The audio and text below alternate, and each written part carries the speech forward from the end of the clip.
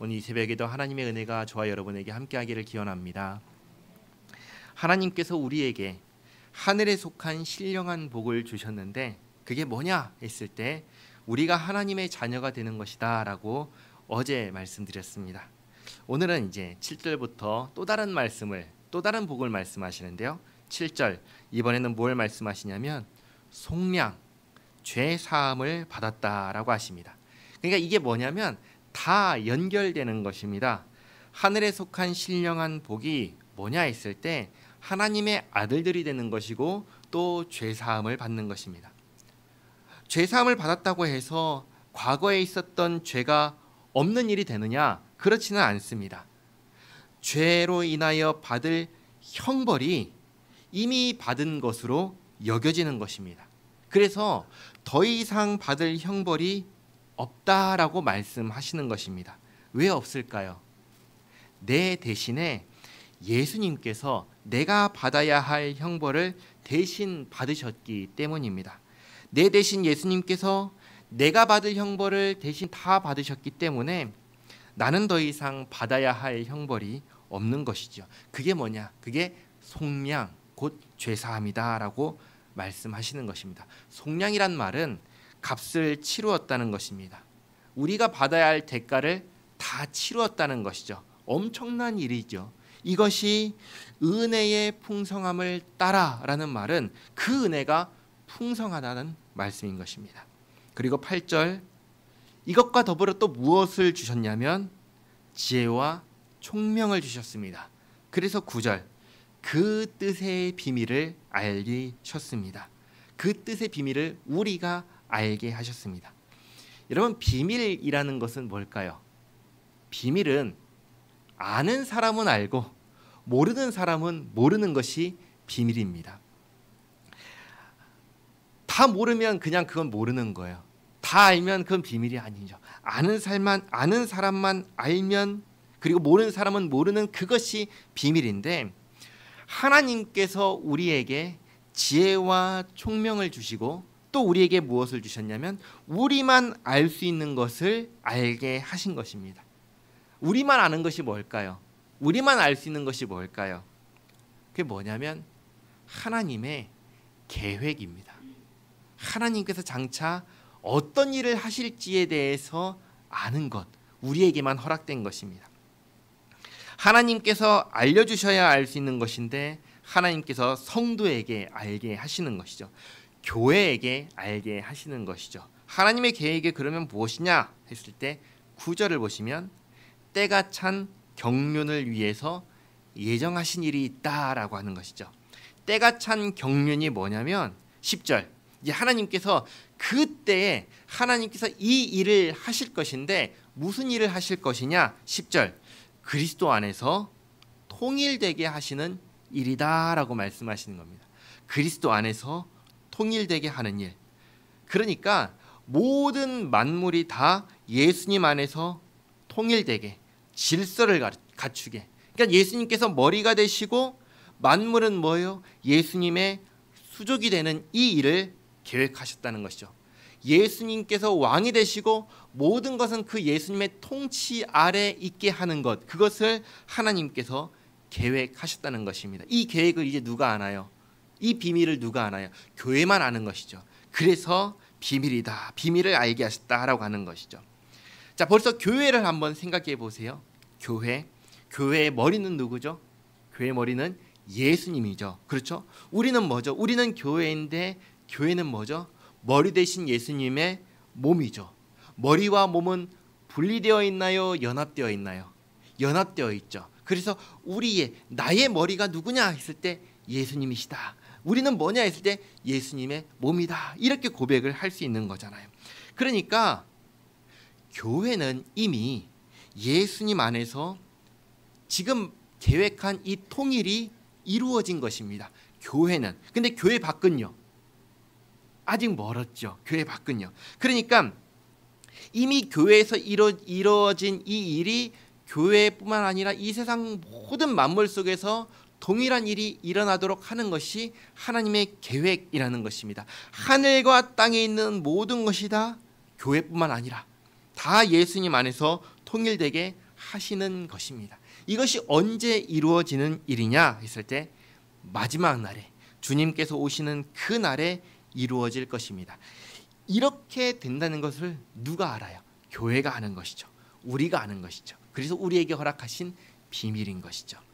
11절 모든 일을 그의 뜻의 결정대로 일하시는 이의 계획, 작정을 말씀하시는 건데요. 이 작정은 되어지는 모든 것들을 하나님께서 계획하신다라는 것입니다.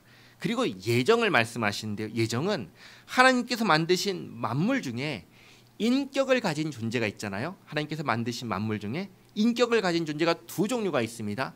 하나는 사람이고 하나는 천사입니다. 사람과 천사에 대해서 하신 계획인데 어떤 계획이냐? 구원에 관한 계획입니다. 인격적인 존재의 구원에 관한 계획인데 누구는 구원을 받고 누구는 유기라고 해서 그냥 그들이 원하는 대로 내버려 두시는 이 일을 예정하신 것입니다. 그러니까 하나님을 안 믿고 떠나는 것은 우리 마음대로 하게 그냥 내버려 두신 거예요. 그러나 하나님께서 구원하시는 것은 하나님을 떠난 사람들 중에서 택하셔서 부르시는 일이에요. 이 일을 예정하신 것입니다. 이 일을 계획하셔서 이 계획대로 그 안에서라고 하죠. 누구 안에서일까요? 그 안에서가 예수님 안에서. 예수님 안에서 무엇이 되게 하셨죠? 하나님의 기업이 되게 하셨습니다. 하나님의 기업. 자, 기업을 생각해 볼까요? 세상 기업은 무엇을 하는 기업이죠? 일을 하죠. 어디 일을 하죠? 세상 일을 하죠. 그렇죠? 세상 일을 하는 목적이 뭐죠? 이익을 남기는 거죠. 그렇죠? 그러니까 기업은 우리가 아는 기업은 세상의 기업인데 세상의 일을 하면서 이익을 남기는 것이 세상 기업이잖아요. 그러면 우리를 하나님의 기업이 되게 하셨다라고 했을 때 하나님의 기업은 무엇을 할까요? 하나님의 일을 하겠죠. 그렇죠? 하나님의 일을 하는 목적은 무엇일까요? 하나님을 영화롭게 하고 하나님을 즐거워하는 것이 목적이겠죠. 그래서 12절 우리를 하나님의 기업이 되게 하시고 12절에서 그 목적을 말씀하시는데 그의 영광의 찬송이 되어 그렇죠. 그리고 14절 보시면 14절 그의 영광을 찬송하게 하려 하심이라 그 얘기하시죠. 그러니까 우리를 하나님의 기업이다라고 하면 우리의 본업이 뭐예요? 우리의 주된 업무가 뭐예요? 하나님의 일을 하는 것입니다. 그렇죠? 우리의 부업은 뭘까요? 부수적인 일, 그건 뭘까요? 세상의 일을 하는 것입니다. 그렇죠? 세상의 일을 열심히 잘 해야죠. 근데 열심히 잘 하는 이유는, 목적은 뭘까요? 본업을 잘 하기 위해서. 그렇죠? 우리가 세상에서 열심히 일하는 목적은 내가 세상에서 나의 이름을 높이고 나의 영광을 드러내기 위해서가 아니라 내가 이 세상에서 열심히 잘 사는 이유는 그것을 통해서 우리가 본래 해야 되는 이 일을 잘 하기 위해서인 겁니다. 우리가 본래 해야 되는 일이 뭘까요? 하나님의 기업이 되었으니 하나님의 일을 하고 하나님을 영화롭게 하는 이 일이 우리가 본래 해야 되는 일인 것이죠.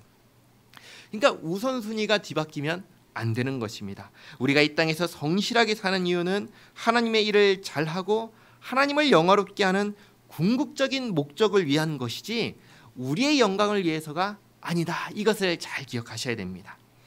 자, 그리고 13절 말씀 보시면 이제 모든 그리스도인에 대해서 말씀하십니다. 세 가지를 말씀하시죠. 복음을 들었고 그 복음을 믿었고 그리고 약속의 성령으로 인치심을 받았다. 그렇죠? 복음을 듣고 믿고 인치심을 받았다. 그렇죠?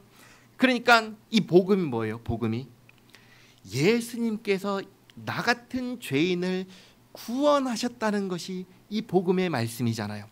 그 소식을 내가 듣고 그리고 내가 그 소식을 믿었을 때 나에게 무슨 일이 일어났나요? 저와 여러분에게 무슨 일이 일어났나요? 주인이 생겼죠. 주인이, 나의 주인이 생겼죠.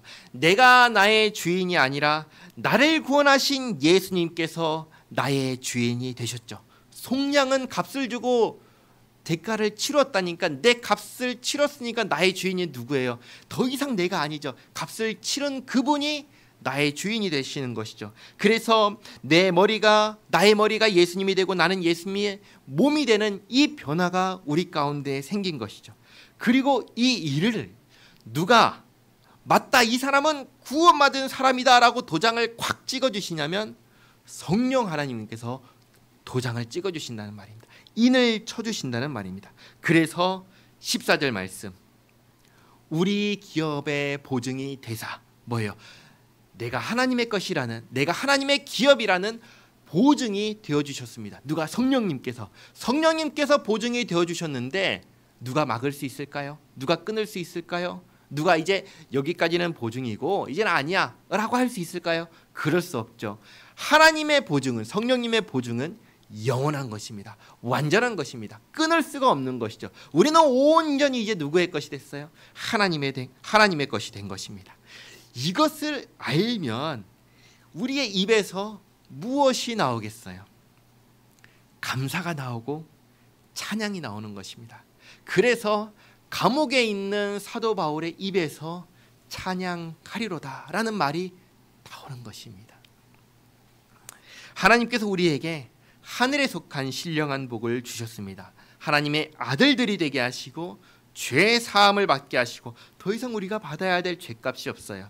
지혜와 총명을 주시어서 이런 비밀들, 하나님의 계획을 알게 하시고 하나님의 기업이 되게 하시고 성령으로 도장을 콱 찍어주셨습니다. 이 복을 받은 사람들이 누구인가? 바로 저와 여러분입니다. 너무 좋지요. 이 은혜를 잊지 마시기 바랍니다. 기도하겠습니다. 하나님, 새벽을 깨워 하나님의 말씀을 듣고 기도하게 하시니 감사드립니다.